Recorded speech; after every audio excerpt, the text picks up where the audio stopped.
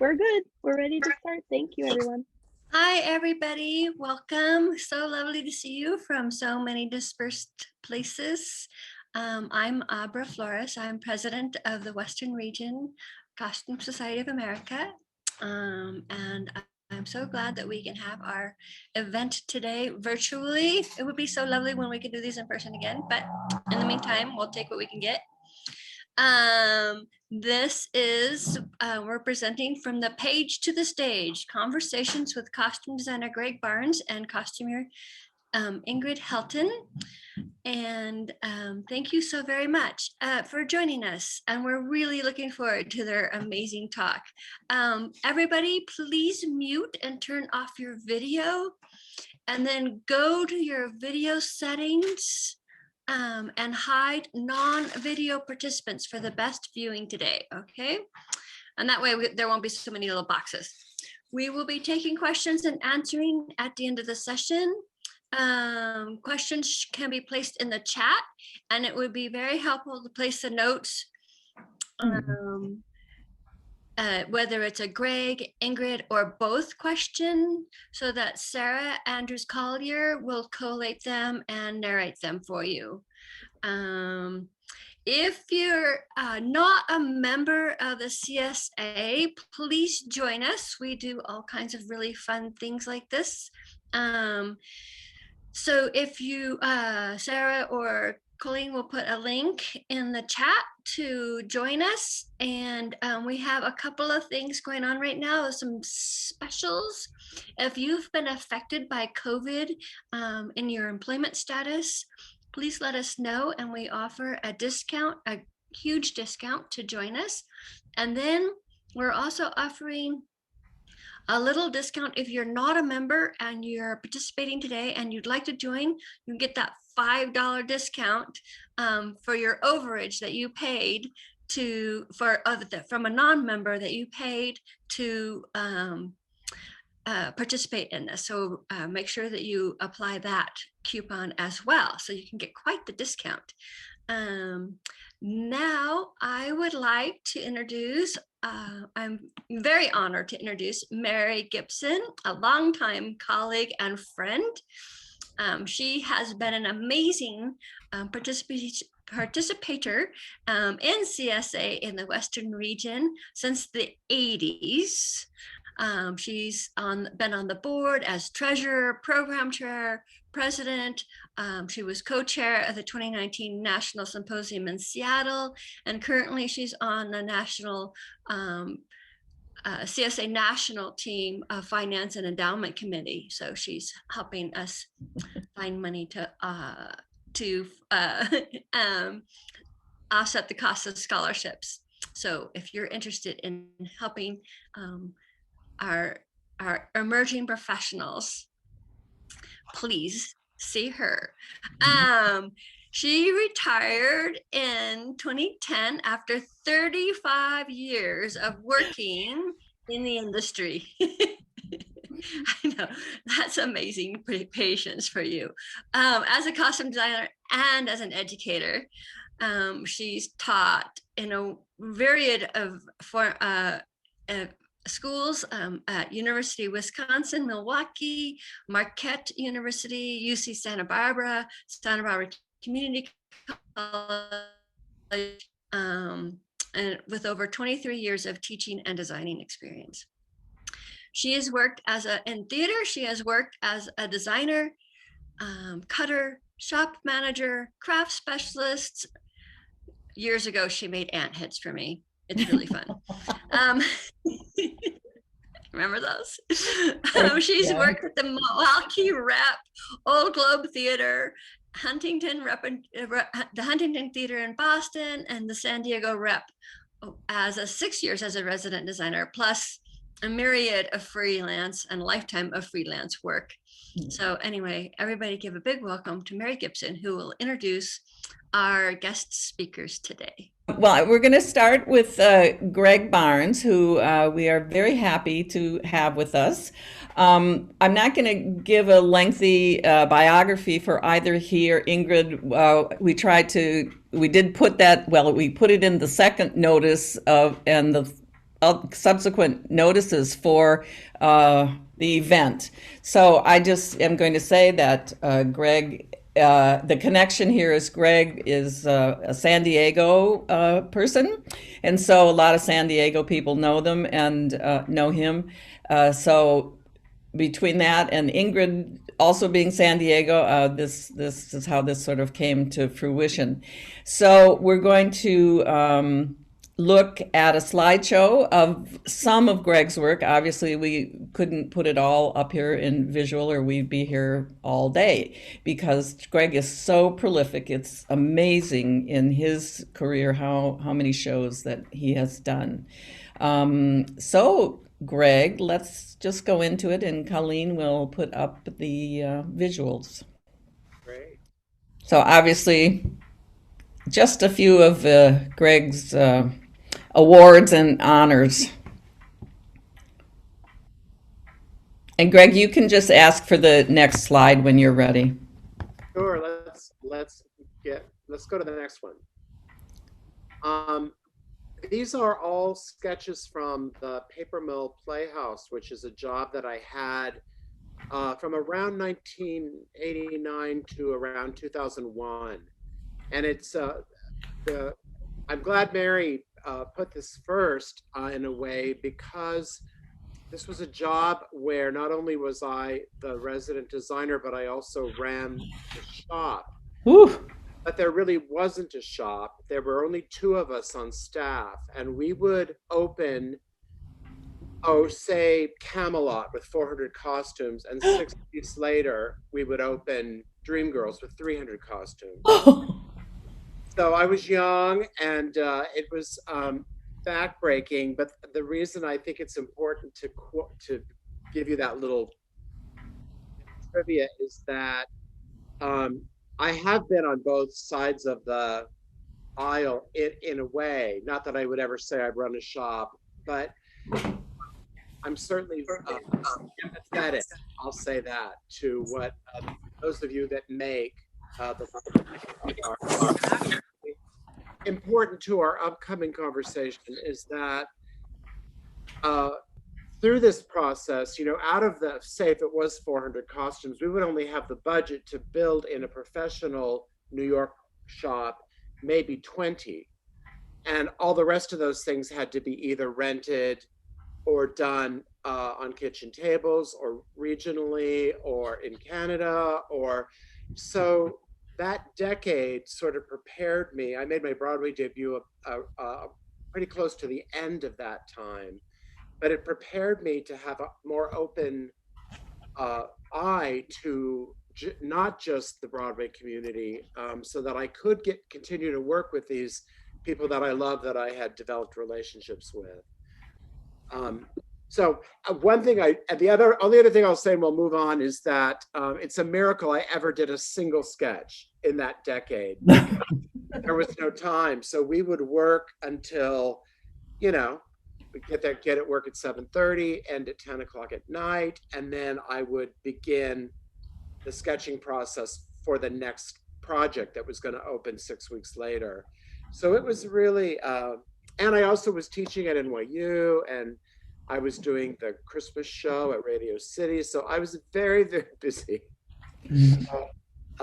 There you go. So these are, there were more sketches than this, but there weren't very many really from all that time. And it's a thing that I love to do, the drawing and painting part. So, but let's bop on,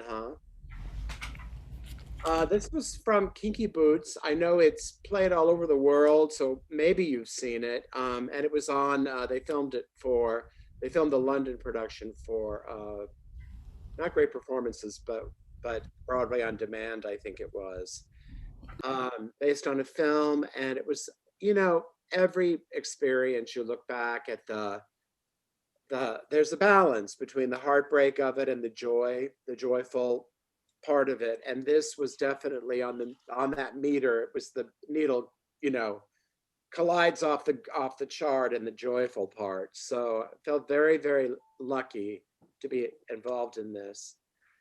And I have to say, of all the shows I've done, did more publicity for Kinky Boots because of the shoes. because I don't know, people are obsessed with shoes, I guess. I'm obsessed with shoes, so I shouldn't be surprised. These costumes that you're seeing in the surround, the sketches, and in the slide are all from the finale when they have a boot fashion show, but there's obviously clothing involved as well. This is from the Broadway production, this photograph. But late in the run, there's nobody in the picture. This is the original company on the Tony Awards doing a number that was written for the Tony Awards, but these characters are called the Angels.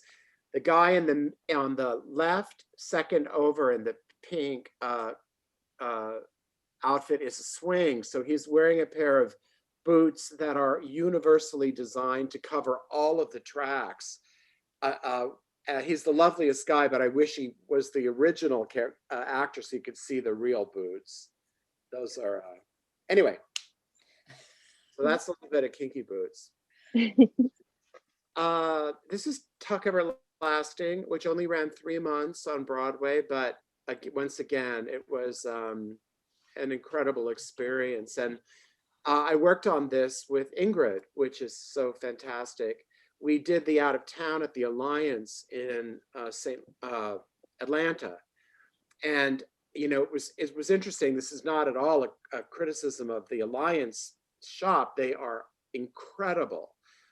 But every single thing that came from that initial workshop production that was used on Broadway was all work that Ingrid and Marcia Kulagowski had done. So that's a credit to them that, you know, those things were worthy of, you know, a Broadway ticket price. So this is the leading character, Winnie Foster. If you know Tuck Everlasting, you know that she's the heroine of the story. This is also from Tuck Everlasting, and I think Marcia or Ingrid made the duster on the left. The suit was made here in New York, I believe. I can't even remember. And the sketch on the right was the original sketch, and I put that backpack of pennants and toys because he's a carnival barker. And the director was so distracted by it that I had to redo the sketch because he didn't intend on having that prop. So that's why there's 2, but then I could throw in the lab coat. So that's a little bit of Tuck Everlasting. Oh boy, this is Follies, which opened at the Kennedy Center in Washington.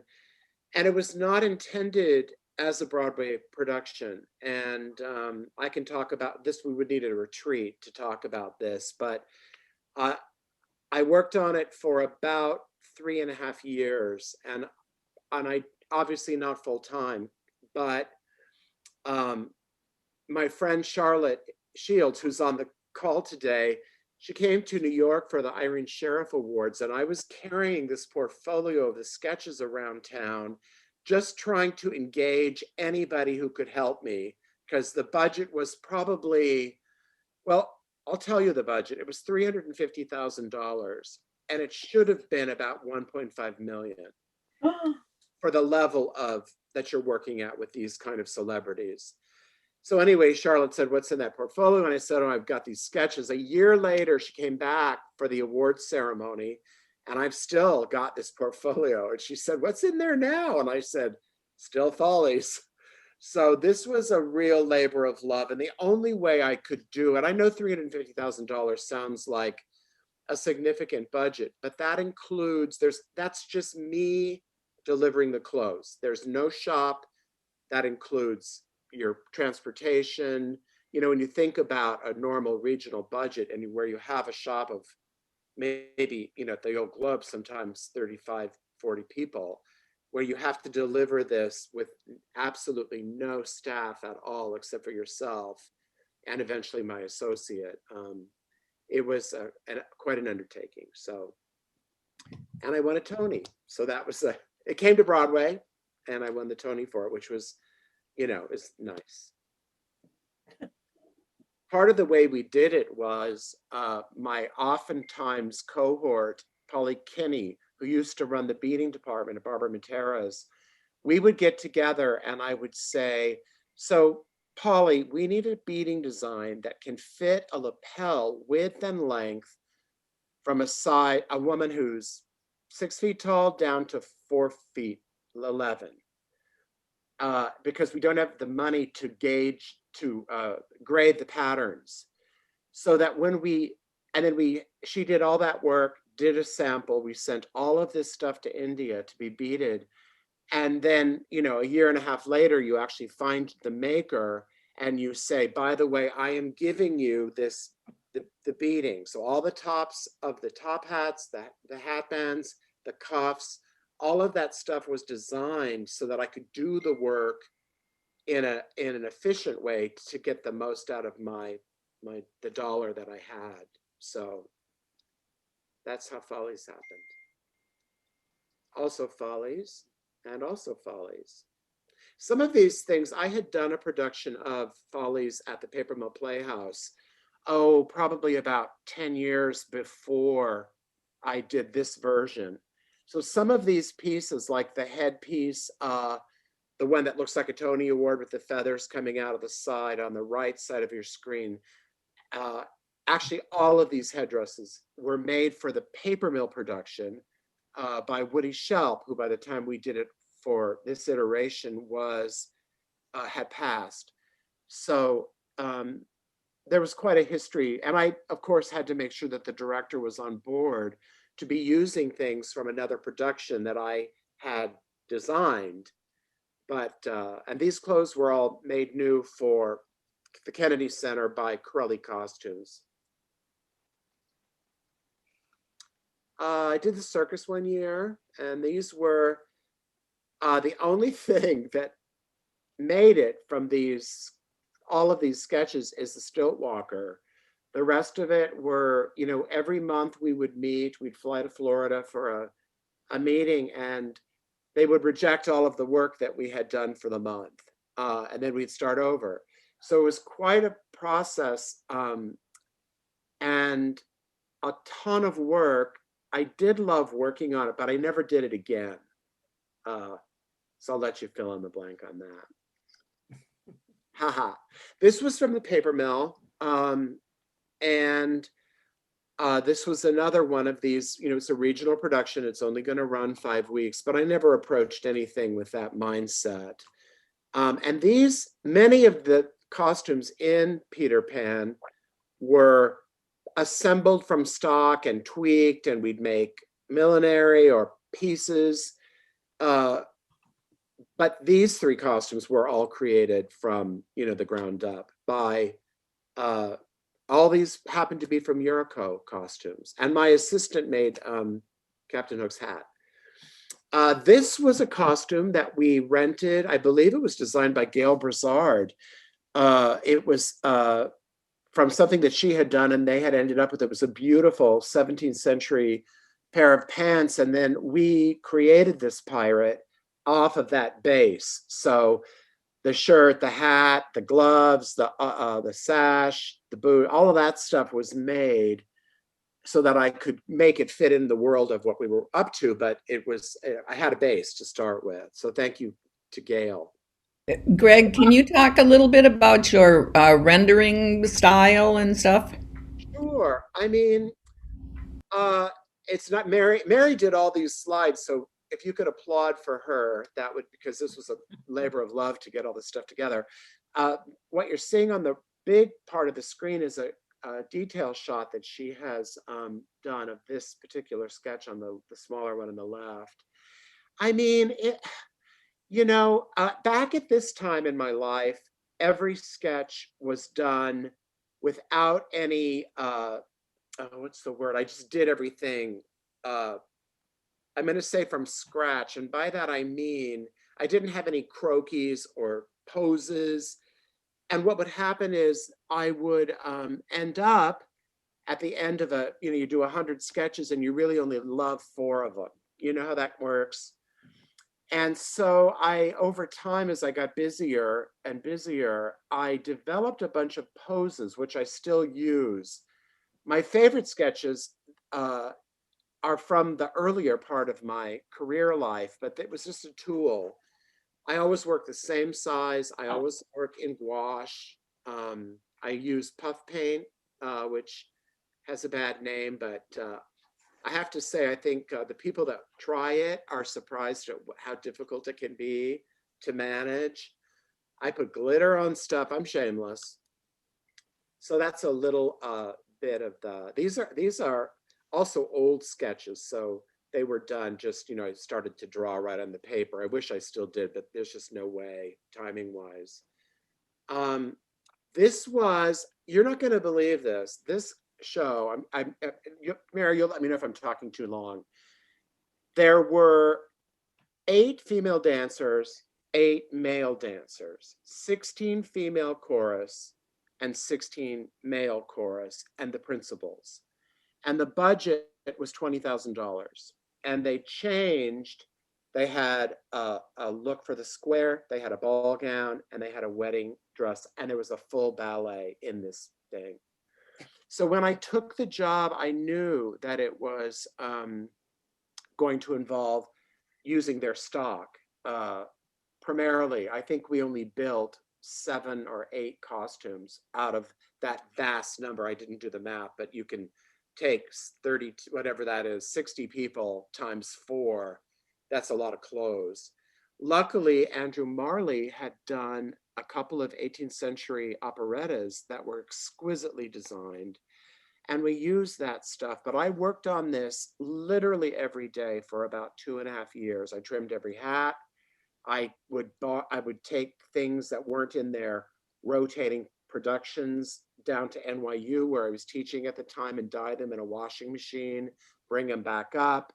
All of the alterations were done by the wardrobe crew, so I didn't have to pay for that labor, but this was truly a labor of love. And the interesting thing is they revived this 3 times. So it was a kind of a hit, even though they didn't invest much money in it up front.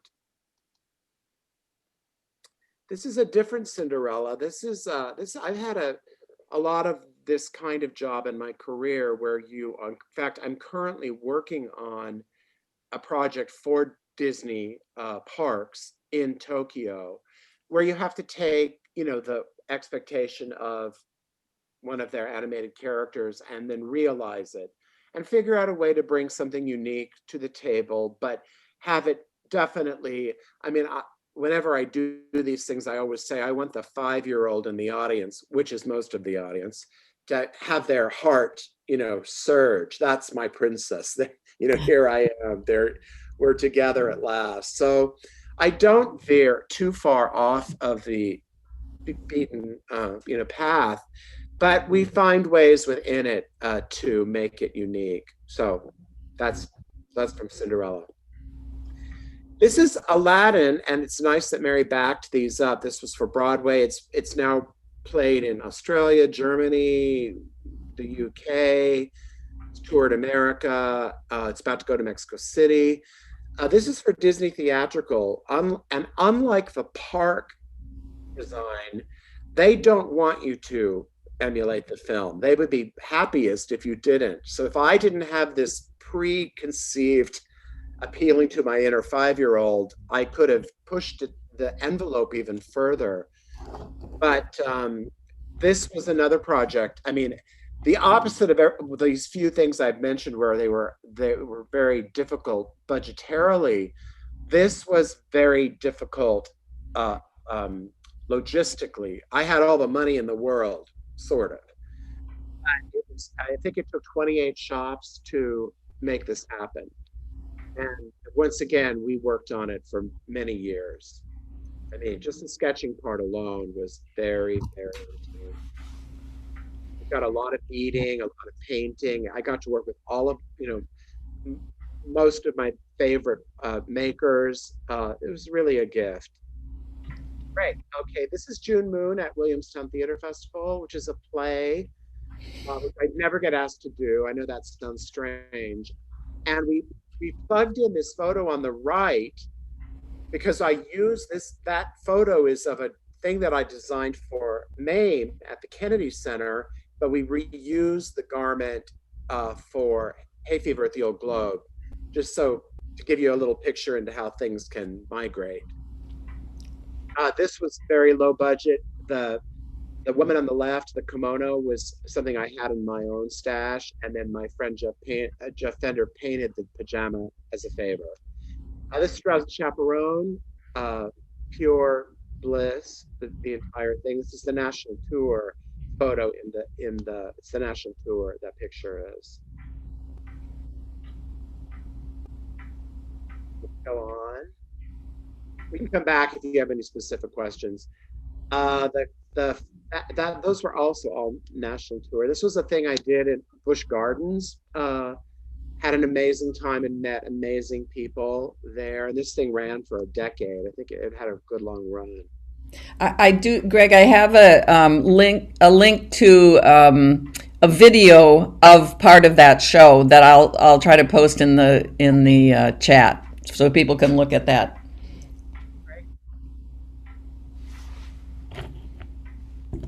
This was Elf, which the picture in the middle is Tricorn Costumes. That's Catherine Marshall, one of my heroes in life. That's the Broadway buddy. The guy on the other two pictures is from the national tour. It was interesting working on this because there were so many legal things from, I think it was Warner Brothers, you wouldn't believe. This is a picture, the picture in the middle is from the national tour, and the sketches are from Broadway. But these are the Broadway costumes that you're looking at. But I wasn't involved in the process. This is Dirty Rotten Scoundrels. It started at the Old Globe with Jerry Mitchell and Jack O'Brien, for those of you who have those two amazing guys. It's interesting. We don't have time to go through it, but a lot of things change, obviously, from the initial production to the Broadway production. And we'll talk about that a little bit with Ingrid. But part of it is that you've committed to having these things made regionally.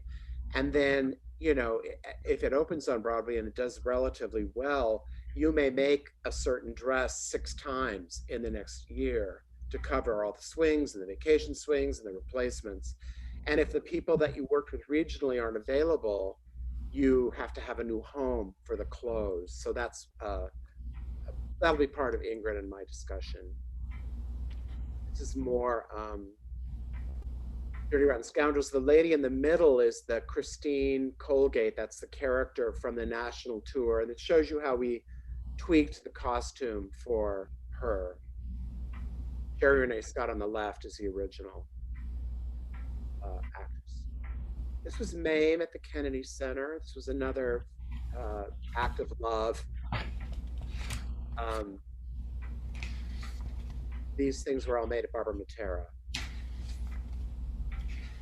And then this is another production of Mame that I did at the Kennedy Center. I mean, at the Goodspeed Opera House. And what was interesting about it, they called me and they said, hey, we're going to use your production. Do you want to just be involved refitting it? I thought, it'll be fun. It should be easy. The Mame, Louise Pitcher, you might know her. She was the original Donna in Mamma Mia. She's about 5'4", and Christine Baranski, who played it at the Kennedy Center, is like 5'10". So all the clothes had to be remade. So it was a nightmare, but I love doing it again. Flower Drum Song. This was my second Broadway show, and one of my favorite company of actors ever. I mean, just absolutely lit.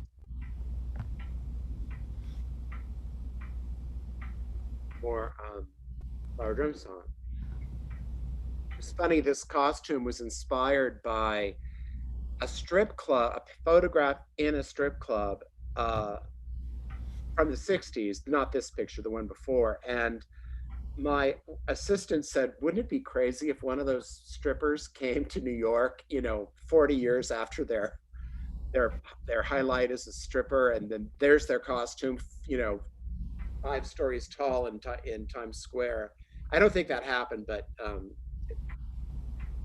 so. And then the next slide that we were on, this is Dreamgirls on the West End, which was supposed to come to Broadway and never did. And but it was an incredible thing to work on. More Dream Girls. I had also done Dream Girls before. This is me signing.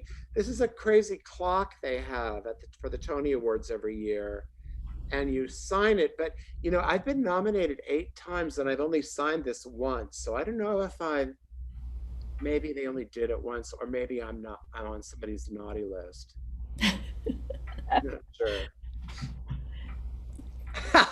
Thank you, Greg. That was fabulous. Thank you. Okay, so we'll move on to Ingrid, and Ingrid has been a good friend of mine for years and years and years, and we both spent a lot of time at the Globe and in San Diego, and we still do things together. So Ingrid obviously has tons and tons of experience and been doing this for forever. And besides costuming, she's kind of an entrepreneur and has had her own company, done teaching. She also designs, runs shops, all these kinds of things. So Ingrid, we'll turn it over to you. And this next picture is my favorite picture ever of Ingrid. There. Ingrid, tell us about this. This is my wedding, my wedding picture.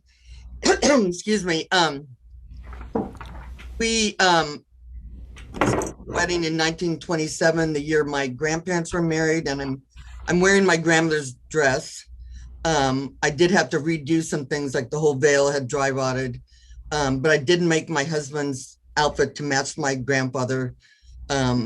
Briefly, my grandfather was a minister, so the suit he wore was something he wore every day for church. And they were married in Pasadena. And yeah, so our whole wedding was set around that period. And it was a great day. Yes. This was a project I've worked on for probably 10 plus years at the Globe. This show had originally opened in Broadway, and the same group of designers and director designers followed the show until they finally let it, opened it up to anybody who wanted to do it. But the fabric in this one particular suit's left bottom, we had to paint the fabric every time we did the show, and the Globe was the parent sort of producer of this, so everything came to us that we had to fit into our regular normal schedule. And so we painted stripes, both horizontal and vertical, and then we had to sew and grosgrain horizontal and vertical because the initial fabric wasn't plaid enough for the director. So there's probably, I don't know, 200 coats out there. I know Charlotte, who's listening, had to dig them all up once, but anyhow, so that was a show we got kind of sick of, but we did it. It's like, so the Old Globe Theater initially opened Into the Woods, and then it went to Broadway.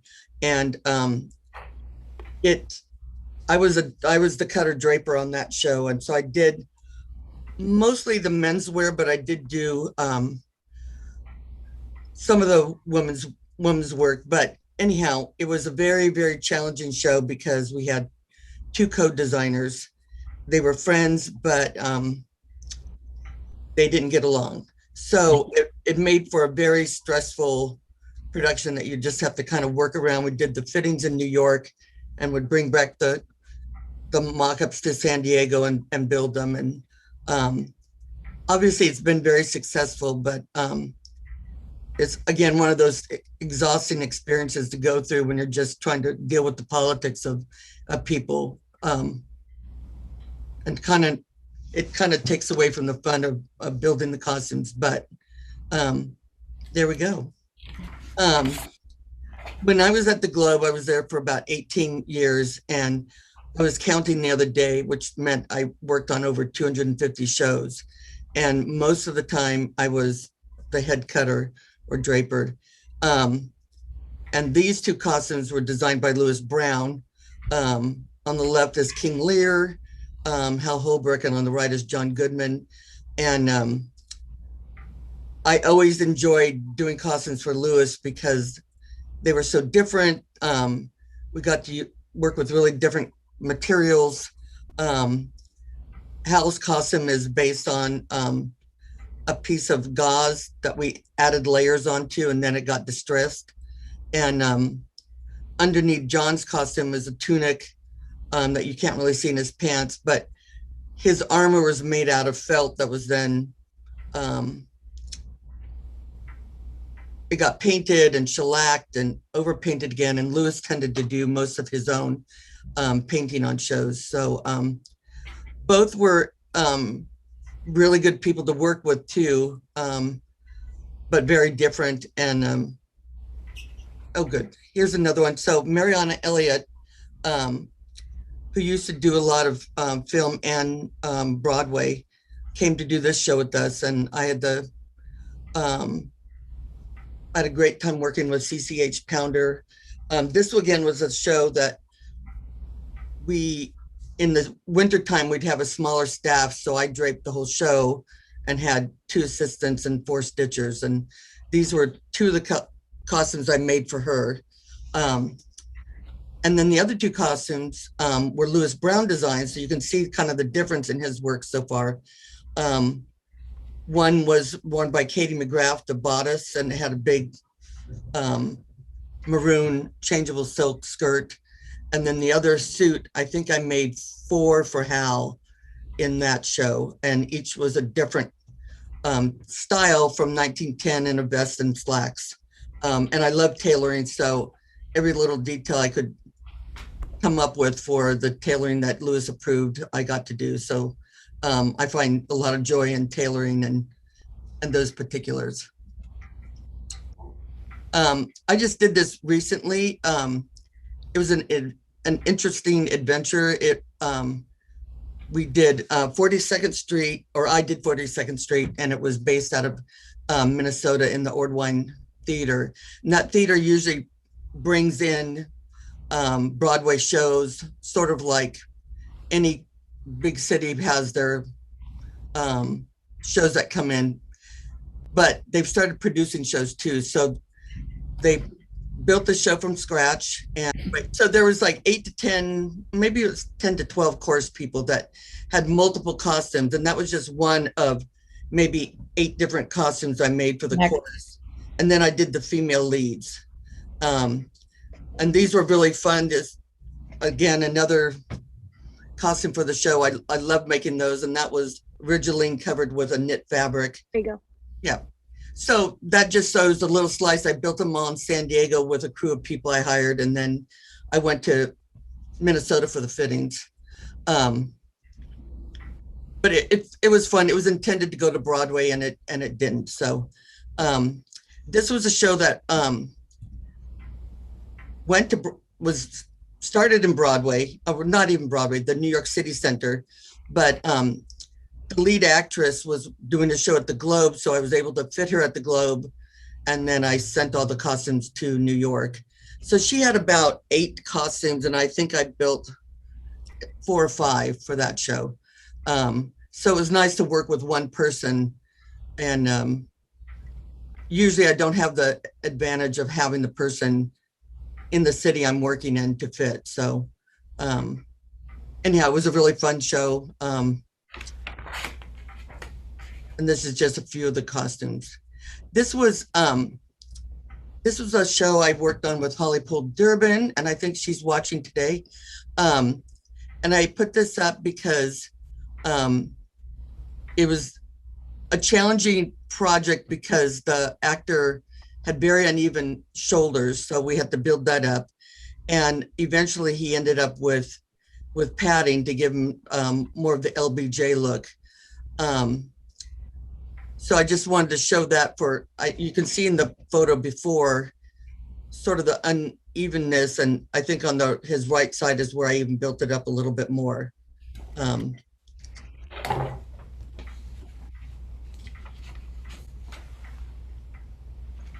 So a summer and a half ago, I overhired at the Globe and built suits for Almost Famous, which is intended to go to Broadway. And this one character or actor that I worked for, I built him 4 suits, and he was depicting 4 different characters. And this one he was supposed to be a Rod Stewart lookalike. So it was a lot of fun. It was great leather to work on. He was a really great person to fit, was very enthusiastic, and we fit the mock-ups in New York and then built them in San Diego. So again, I had about 6 people I hired to work on that with me because it was a very short turnaround. So I built suits and pants for him for 4 different looks. And this just shows one of the looks. One summer when right now I work for the San Diego Opera, and I'm the costume director here. So we're down over 6 months out of the year sometimes. So that's when I job out either to other companies or I take in work and do it in San Diego. And I went to St. Louis Opera and built a number of costumes for their season. And this was one of them, Emmeline. It was a really actually great opera, and I wish more people did it, but we did really fun things with a period I don't really get to work on much. As you can see, all the detail in the bodice. So oddly enough, I built all the women's stuff for this production. A lot of detail. Oh, there's my crew on the other one. So this is a picture of Lewis Brown, and he's a very, very close friend of mine. He has passed away, but he worked at the Old Globe for years and years, and I enjoyed working with him. He was, you'll see in the next slide, it'll have a lot of his sketches on it, and they're hard to understand how one would be able to pattern these with the way he sketches. And that was half the fun of working with him, is talking with him, seeing his research. He always did a line drawing on the back that you could work off of, but he expected a lot of communication and a lot of samples so that you were on track with him and did what he wanted. So anyhow, those are just a smidgen of the costumes I built for him over the years. I was contracted a couple years back to work at Santa Fe Opera, and I built 4 oilcloth coats, and they were probably one of the most challenging pieces I've ever done, just because of the oilcloth. And it's a very interesting fabric to use. It's very oily. Everything you touch gets oil on it. The tables were filled with oil blotches, but in the long run, they came out really fantastic. But we ended up having to line them, which wasn't fun. But I think the hardest thing about them was our fingers just ached from all the dealing with the oilcloth. And if we had to do any hand stitching at all, it was challenging. But I made 4 of those, and each one had a slightly different look to it, but lots of neat detail. Next. This is an interesting slide. Bob Morgan is the designer for this, and he worked a lot at the Old Globe. He has done this show 3 times at the Globe, and I built costumes for him in the middle one, which he ended up using the same sketch for most of his Romeo and Juliets that he designed. And my Romeo was Neil Patrick Harris. So of course, everybody having a different body shape, it turns out a little bit different, but he used pretty much the same fabrics, the same coloring. And I couldn't find a picture of Neil in them, but Mary found some pictures, I think, of the original one that he did in the 70s. And I built mine in I think it was early 90s. Ingrid, can we go back to that? Sure. Were the tights again made out of that stuff they make tube tops, waffle knit? No, they were more, it was a heavy knit, what was it? It wasn't spandex, but it was like super spandex. It was really thick that he dyed. Yeah. But I know what you're talking about. We've used that before for other people, but Bob wanted a smoother look with these. Yeah. I just wanted to throw in Bob Morgan is a lot of fun to work with, and he insisted that he did not want the men to have mono butts. He wanted bun definition. And so we had to put elastic in the back seam of the tights. So we had bun definition. And that's a sort of typical Bob Morgan detail that you get when you work with him. So this picture is of Sideshow, and I was the costume shop manager at La Jolla Playas at the time. And Gregg had actually designed the show, the original one, which started at Broadway. So this one started at La Jolla, went to Washington, D.C., and then to Broadway. And what ended up happening is when they got to Washington, D.C., they actually added more characters. So that's when I stepped in and actually built things more for the Washington show and oversaw everything on the La Jolla side. So it was a big undertaking, and it was I think I had 35 people in the shop building the show, and it was overwhelming, I think, because of the budget, and but I had really great people on the project. Marcia, who Gregg mentioned earlier, she did all the twins costumes, and it was every kind of person who had any kind of skill was needed for the show. We even hired outside for some of the prosthetics out of LA, and it didn't last long in New York, and I don't really know why, but there you have it. I think, again, the most challenging thing in that one too was the keeping the twins together, which that ended up being really fun and interesting because it was different things we had to try to make it all work for both them and for the costumes. This was a show that I was asked to do at the Globe a summer and a half ago. And I loved it because it was tailoring, but it was also a puzzle. So I made 4 complete outfits for 4 of the guys in this show. And if anybody knows about the this company, they're out of Pennsylvania, I believe. And they are not used to Pigpen Theater Company.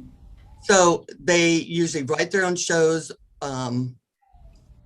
perform in them, go get their clothes at thrift stores or whatever. So they're not used to having a show built for them.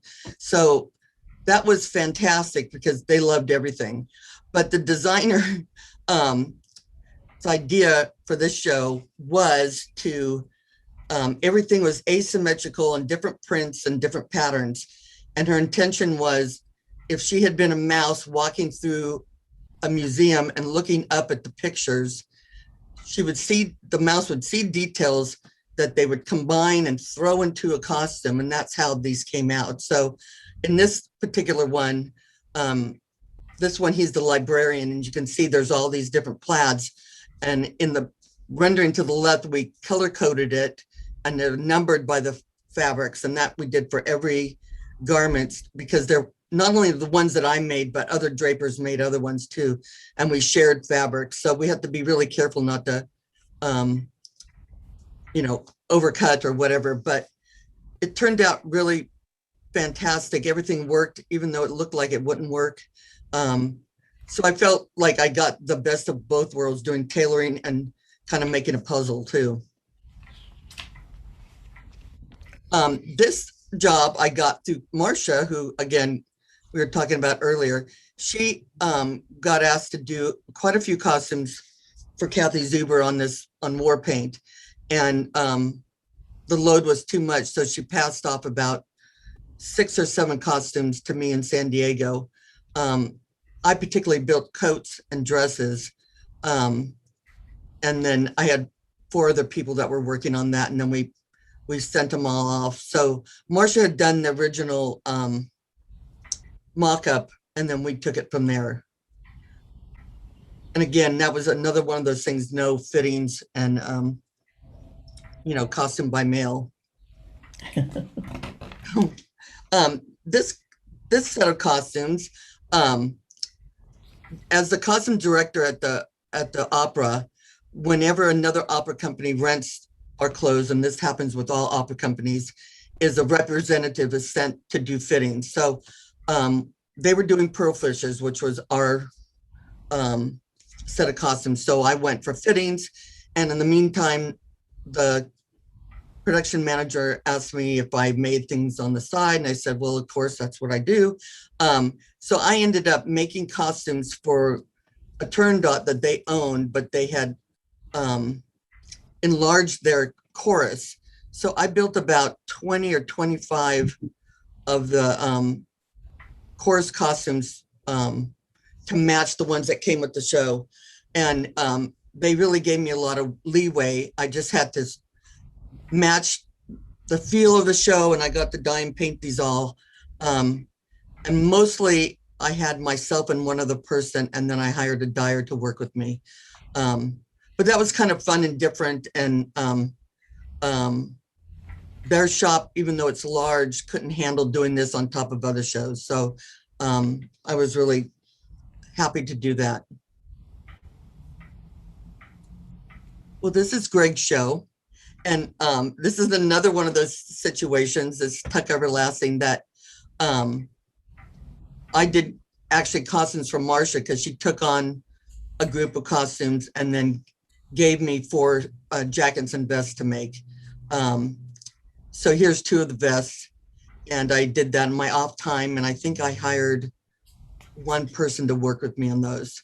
So of course, I love this project. I love the tailoring. I love the fabrics. And the period is, again, a period I don't get to do as often. So that was a fun thing to do. And also knowing it was for Gregg. This was another costume made by Gregg. And this is something I do often is if I'm not doing a huge load of costumes on the side, I'll do a piece or 2. And this is something Gregg needed to have rebuilt for a remount of the Drowsy Chaperone. And he sent, Gregg, is this correct? We think you sent me the old one that was falling apart, and is of course a much smaller size, but he was able to send me pieces of this, like the beading at the bottom was already done. And I think the other stuff was just trim, but that was, I think I'm kind of forgetting about this a little bit, but that was kind of a short term, we had to just get it done and get it out. Yeah, but quickly, there was no mock-up. We didn't fit it. It just was, I gave you some measurements and you made it. Right. And I always thought this was gorgeous. I thought the rendering was gorgeous, and it's something different that I don't usually get to do. These are just more details of the costume. This is another project that I worked on with Gregg, and it was fantastic. I can't even remember how many costumes I made, but this is one selection of the cook's costumes that I made. And in this particular production, I probably was able to hire about 9 people that were unemployed that usually work for me. So I had a great team. We were able to work out of the costume shop at the opera. The queen in the middle was one of my favorite ones because of all the different pieces that go with her costume. Let's see, I think I made, well, there was many more. There was leather doublets, and I think those will show up in the next grouping of slides.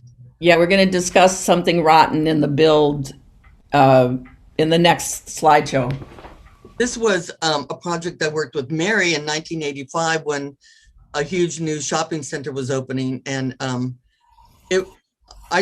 we had a blast with it, and we did a lot of walkabouts and then just regular costumes, and So some were painted, some were, I think all the diamonds we had to like, we either painted them on or we sewed on the diamonds. So it was fun. They never to be seen again. Right, Mary? And last slide.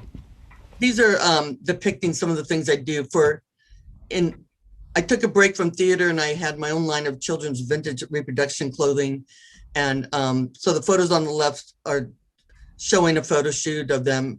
They were mostly clothing from 1910 to 1950. And I'm still making a small amount of what were the best sellers that I continue to make today. And when the pandemic started, I was called by one of the museums in San Diego because they have a deaf employee, and they asked me to design and make transparent masks so that the employees could communicate to each other. And eventually they were going to buy a lot for patrons that would come in. But these show some of the masks that my daughter and I have been making for the last year to keep ourselves busy. And I continue to make the transparent mask, the biggest seller being elementary school. So it was something I didn't think I'd ever do. And it turned into quite a business. And we just, in fact, shipped out a couple hundred to a school in New Jersey, and the orders keep coming. So you never know what's going to happen. The museums ended up not buying as much as they wanted to because they were closed. So, but I was thankful that I got started on that, and that's where we are today. Okay. Thank you so much, Ingrid. You've been a very busy lady all these years. And I know everyone loves working with you. And actually, the fact that you have employed so many people is really great, especially during the COVID times and that kind of thing. So we're going to move on to our sort of topic for the day. I wanted to do this just to kind of experience this conversation and the importance of how important the maker is to the design of the costume. And I thought I was unmuted for a minute. The relationship and how important that is, and I know each of you can talk to that. Also, one of the questions I asked Gregg was, what's the difference between having things built, locally where you can do face-to-face fittings and everything is right there, as opposed to doing it, having it built in the regions and off-site. So he'll talk about that. And that's kind of what we're going to talk about. So Gregg and Ingrid, we can start. And Gregg, I think it's going to start there. Yeah, I thought it was important. Yeah, can you hear me? Yeah. I thought it was important to give you a little framework. I'll try to tell this quickly, but when I was at the Alliance doing Tuck Everlasting, there was a plan to open something rotten in Seattle in May, the following May, and come into Broadway the next season. So I had been working on it and doing a little bit of research, but it wasn't in full swing by any means. I get a call in the Alliance and they say, hey, we're greenlighting, we're going forward, we're going to be teching in March. So I basically lost over a year worth of prep time. When I got back to the city, and of course, as fate would have it, that spring was so busy. They were doing, all of the shops I had to beg anybody to take anything on. So we opened the door to all of this history that I have with makers, Ingrid being one of my favorites, to see if anybody had time to help us out. So down to it wasn't designed. So, I'm calling Ingrid and saying, hey, can you make, 7 doublets or whatever it was, but they weren't designed. So I had to so now it's like January 5th and I'm back in New York City and I am frantically trying to get this thing on paper, but we're swatching something that doesn't even exist, if that makes sense. It doesn't make any sense, but that was that was what we had to do. So it was a crazy project. Things like the first day of rehearsal, where we were already just running like, how are we going to make this happen? Somebody from the directing office side said, we need to add 14 tap dancing omelet costumes to the button of this number in the second act. And I'm thinking, well, everybody that I know that can make an omelet costume is either dead or busy. So we just were getting on the internet and finding people that had made walk around mascot things. I mean, it was a crazy, crazy experience. So when I look at the photos, I'm always like amazed it turned out so well. But so that's my little preamble. So when I came to Ingrid, I didn't come to her with an exquisite, beautifully organized packet. I came to her with literally nothing, just our friendship. Let's look at the next slide. So this is what we're going to do here is experience that first conversation between the designer and the cutter, although it sounds like in this instance that was not the usual procedure. So I'm going to preface this by asking Ingrid to describe the job of the designer, and for Gregg to talk about what the job of the cutter is. So you're describing each other's jobs just as a beginning. So Ingrid, what is the designer's job in your mind? In my mind, the designer obviously is met with the director and is coming up with what the looks are for each person. So that whole approval process, I'm sure, depending on the amount of time, takes months and months, but they come up with the color palette, they render the show, and they start swatching the show. And the other, they're working with their assistants. And again, like Gregg said, figuring out places to have the show built. But the designer holds everything either on paper or in their mind of what that garment looks like and where the research came from.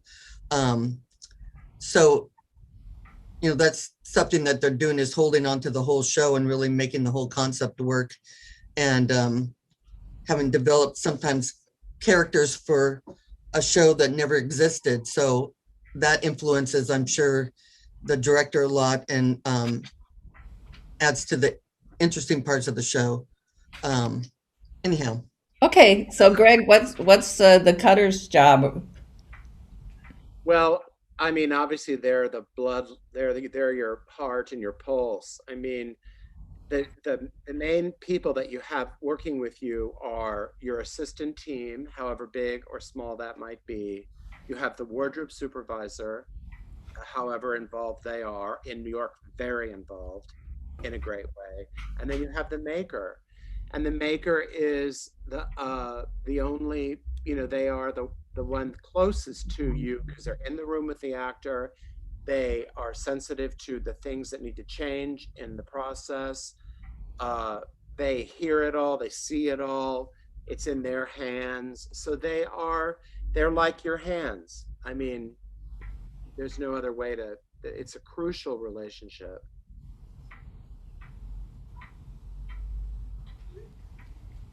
Okay. Let's go back to that other slide, and now I want you to have that first discussion. So Ingrid, you see whatever visual you have. You might not have a finished rendering like this, but what are the questions that you ask of the designer in order to be able to make the costume?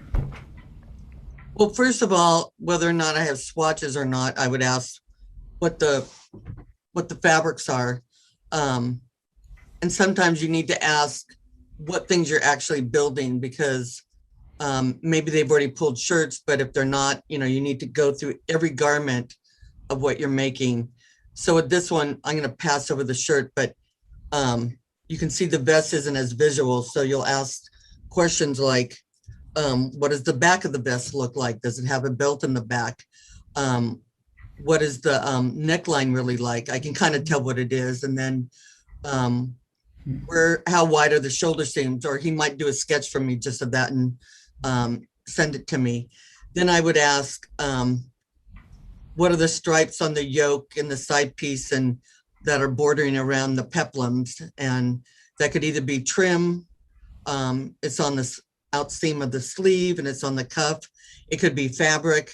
So to find out those details. And I would also ask, how is it closing? Is it intended to butt? Does it actually function when it's closed? And again, what the back is. I can kind of imagine what it looks like based on this period. The other thing that you want to know, and I'll go back to the vest, is that a waist seam with a peplum? And is the vest intended to really not fit? Or is that just a rendering style? And the doublet looks a little bit on being short-waisted, so you need to get that figured out. And then on the pants, it looks like a wider waistband than normal, so you want to get clarity on that. And obviously the pants are chevroned, so you can't assume that that's going to be fabric. It could be painted on, so you need to know that first, if it's going to be painted before you cut it out or after you cut it out, so you can be sure to match it correctly. And is the cod piece buttoned on or tied on? And is it a quick change? And what is going on underneath the cod piece? Can it be a zipper for quick change, or does it have to be period correct? And what is happening in the back of the pants? Does it lace in the back of the waist seam? I mean, of the waistband? So those are numerous questions that I would go probably into more detail, especially in the length of the pants, and does it have, if it's below the knee, that kind of gives you an idea of a few of the questions I'd be asking. And Gregg? When I have my first meeting with the maker, I often share. Hopefully, I'm able to answer everything that Ingrid just brought up, and normally I am. I'm very neurotic and thorough. I'm in the game. I'm not fly fishing on the weekends. But I also share with her how I came to what you're looking at. And you can tell some makers just want to know where the zipper is. They're like, don't confuse me with the journey of the character's arc or the inspiration, unless it's like if it's a piece of architecture, they may not want to know about it. But the people that I love working with the most always do.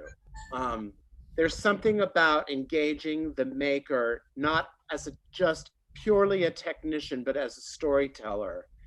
And through that, the decisions that they make within the fact that it's a wider waistband will somehow telegraph information and make the story more compelling. So that's, but I know my audience. If I see the people, their eyes glazing over, I say, well, the zipper's in the front. I mean, I just cut to the chase of the details, and then we get into it more in the fitting. But, and a lot of times, the maker, Barbara Montero used to say to me, oh, I hate your sketches because you've decided everything. She really loved, actually, Ingrid brought this up, she loved working out the puzzle, being a part of it creatively that isn't just, I know how to pad stitch and I know how to make make a mock-up. So I love the synergy and the fact that it's always different depending on the chemistry of the maker and the designer that you're actually working with. So.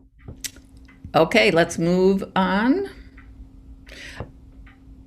Mary, I included this because I know we have people who are interested in where, how do you know what a period pattern looks like? And probably a lot of you are familiar with these books, but Ingrid, I don't know if you want to talk a little bit about how you use research. And I'll post a bibliography on in the chat as well. So Ingrid. Sure. Well, one thing I probably should have said at the beginning is I do expect to see the research that a designer has come to, and it's maybe not physically, or a photograph of it, but if they talk to, like Gregg said, where it began for them and what period, and what's important to them. What I usually do is once I have the rendering, I some things I can draft from scratch based on how many years I've made them. But I usually go to one or two of my favorite books and look over the draft. I don't necessarily draft certain periods off a book because they're distorted, and the people of those times were much smaller, and doesn't work for a modern body. You are trying to force a modern body into a period shape, but has to be within reason so that they can perform in it or sing in it or dance in it. So, but I'm always wanting to give it that period cut and that period look. So I do a lot of my own research, whether it's, 2, 3, 4, 5 books. And also just, I have a lot of books just with photography of different periods that help me decide where to start. So I have my favorite tailoring book that I use, and I draft from that, and I draft for almost every period based on that to get a start, and then go with the period detailing after that. This was Gregg's costume for Something Rotten, and it's a leather doublet, and the people in the photos were some of my team members that I'd hired. I just love this, the detailing of it, the way that the peplum connected to the upper body, and the people working on it, mostly the man to the right, Adamir, worked with me on this, and you can see he's wearing it. He loved it. Everybody in that I hired for this show were just, that's another thing. They loved what they were making, and that's something, half the battle, just to have people as interested in what they're building instead of just hired just to sew. This is a costume that was not, that Ingrid didn't make. It was made in New York, but it shows you the mock-up process in the fitting room, and then with the hat and the ruff and everything on the triptych, the one on the right. This was made by a Signet, I called it. And Coco, who runs that company, actually had to call a guy who had retired named Jamie Whedon, and she said, would you come sleep on my couch and help me make these things for Gregg? And he lives in New Hampshire. So he came down and, saved our proverbial hiney. So these things were made by Jamie Whedon at Signet. Really quickly, the chart on the right, I made this chart in Atlanta at the Alliance, and like I mentioned, there were no sketches. So I just made a chart. It shows you how design can also be technical. It's not always just a muse of fire and your heart and and I wrote at the top, the shirt, the inner doublet, I didn't even know how many pieces the doublet would have. And I hired somebody in New York, and I said, just get me every brocade and anything interesting, and bundle them in bags by color: rust, ochre, blue, violet, teal.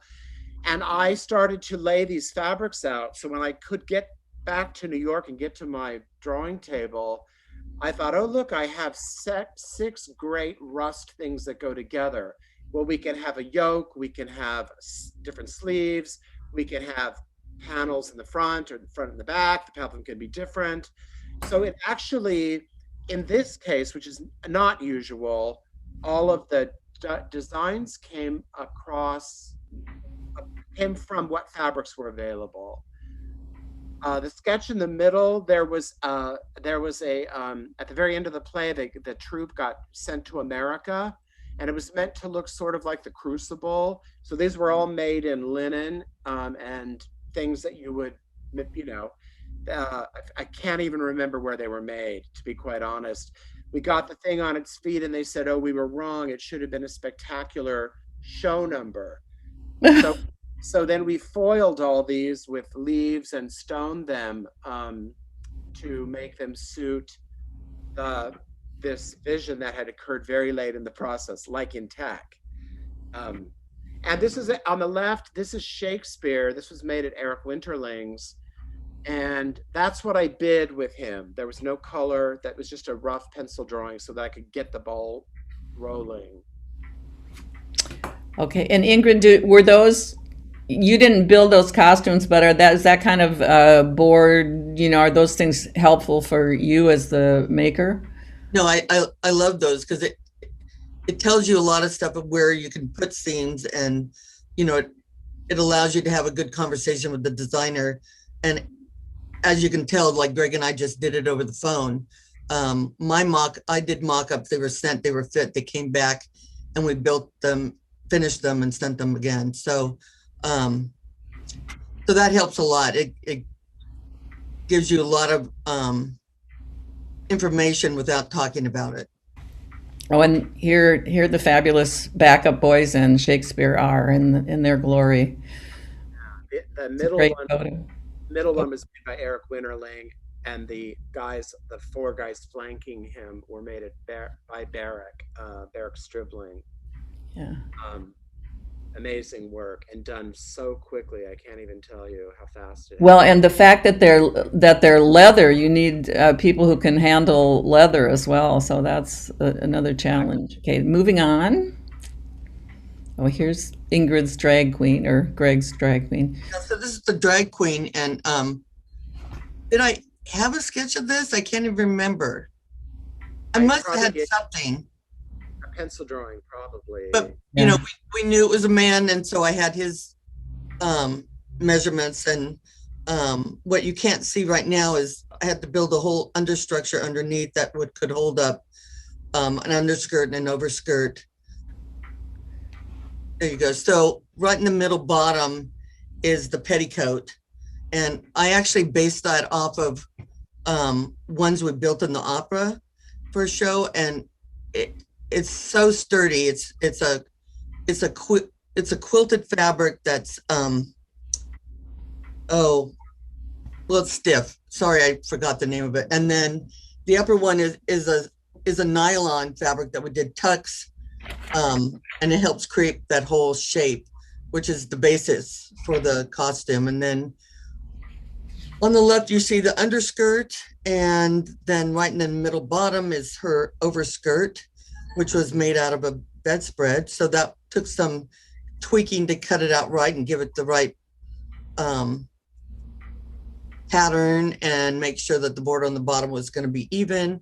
So I think what was great about this is so many different fabrics, but I need to really be careful of the matching and how it's going to be put together. And Mary noted something the other day, which sometimes I don't even think about what I do, but you can see on the left side, the peplum isn't as curvy as in the picture on the dress form.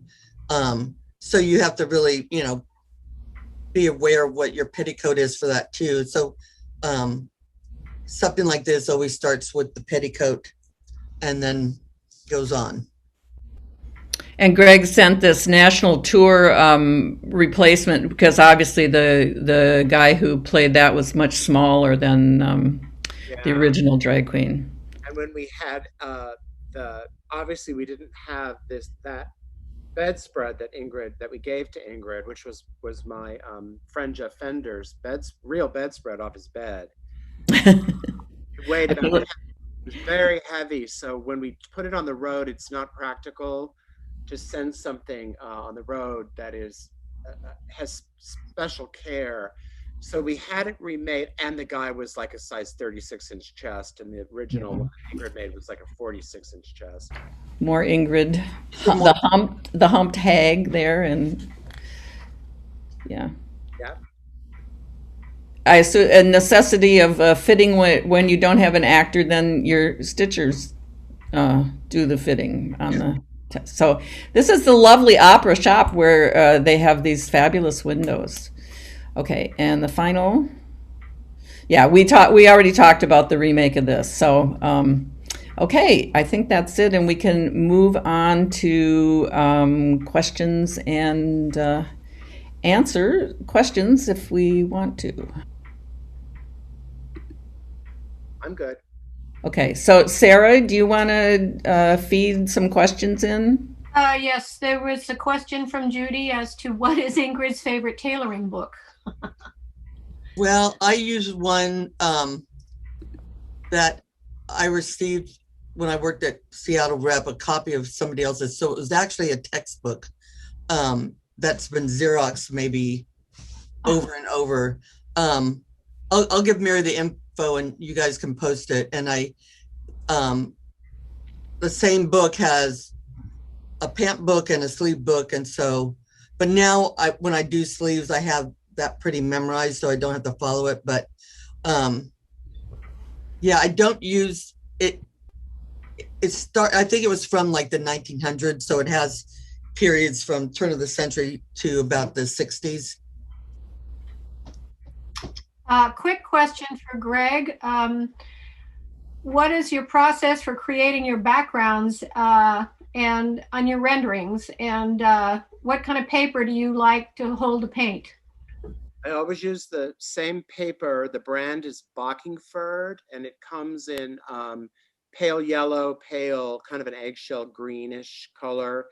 And then I cut it to size, and I spray it with Doc Martin inks in a plant sprayer, with a handle. I put it on in a fine mist, and then I have another plant sprayer where I squeeze a tube of pearlescent gouache, shake it until it's liquid because it comes out like gouache, it's not a dye like Doc Martin ink.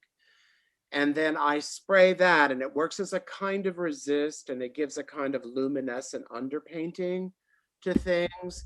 And I do all of this while I'm thinking. I'm not a doodler. I don't sit down and doodle, try to figure out my plan. I do all that in my head, but while I'm thinking, I'm creating an atmosphere, laying the groundwork to be able to go. So that's how I do my backgrounds. And Very, Gregg, very quick. if you can quickly talk about the difference between putting the costume on the stage versus putting it on film, the difference. Yeah, it's funny. I have not done any actual, what you would call the fine art of film costume design. And every time something of mine is filmed, I realize how little I know about it. Tom Schumacher, who's the head of Disney Theatrical, once said to me, your clothes are always great on stage, but they don't photograph that well. And I thought, well, it's because I'm never thinking about that. I don't care if they photograph well. I just want to know the relationship between the audience member and the 15, 20, 1,500 feet away they're perceiving it. So it's definitely, I think people that do film exquisitely they're the same process, but the way you think things through and the choices are very, very different. And so one thing I love about the theater is that that if you've spent a month finding the perfect earring and the perfect shoe, it will be on the stage. In a film, they could crop the shoes out and the person could have been wearing, Crocs. It wouldn't have mattered, except for to the actor. So I work in the theater mostly because I like to control the whole picture. I'm my own editor, basically. Thank you. A young designer is asking, what is the best skill you can practice and how do you become an assistant designer in New York? Oh my gosh. Kindness is the most important skill, I think. Being inclusive, learning everybody's name. It drives me nuts when people come into a shop and they've been working there for years and they don't know the stitchers' names. And I'm not saying that I'm get a gold star for these things, but they are definitely priorities for me. In terms of getting a job, when I was teaching, I always used to say this to my students.